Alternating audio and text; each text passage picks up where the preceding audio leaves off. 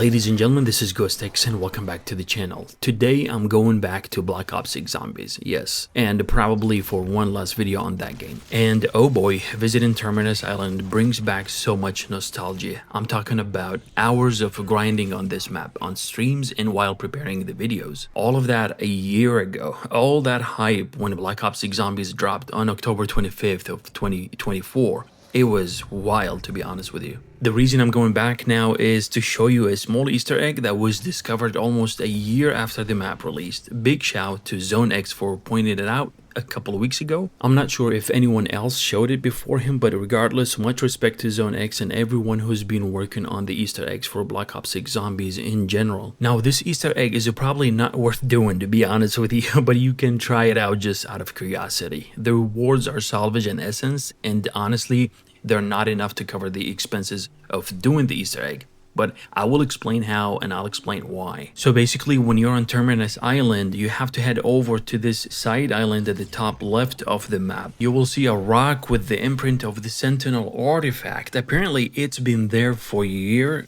And all of this time, we just didn't notice it, or at least I did not notice it. I did not connect the dots at the time. Or I should say I did not connect the dots after Shattered Veil came out and we knew about the Sentinel artifact. We've probably come to this spot and before and interacted with the stone, but what we didn't do was to interact with it 8 times, which is crazy. But this is the actual requirement for the side Easter egg. Now, let me explain. On Terminus Island, you will need the Beam Smasher. Of course, you can get that by following the Easter egg steps of the, the Wonder Weapon, or you can just pop a gobble gum and buy it from the box. Either way, once you have it, you will need to use the secondary function, which is the sonic waves or something like that, on this rock exactly. Hold it there for a few seconds and the rock will act as a portal, teleporting you back to the spawn area of the map. After that, you will have to go back and repeat the process. And yes, you will need to do this 8 times. It's crazy as it sounds, but I mean, at least it's not 101 time like something like we did in Shattered Veil. Every time you've, teleported back to the spawn, you will have to use one of the boats to return. If there is no free boat, you will have to purchase it for 500 essence.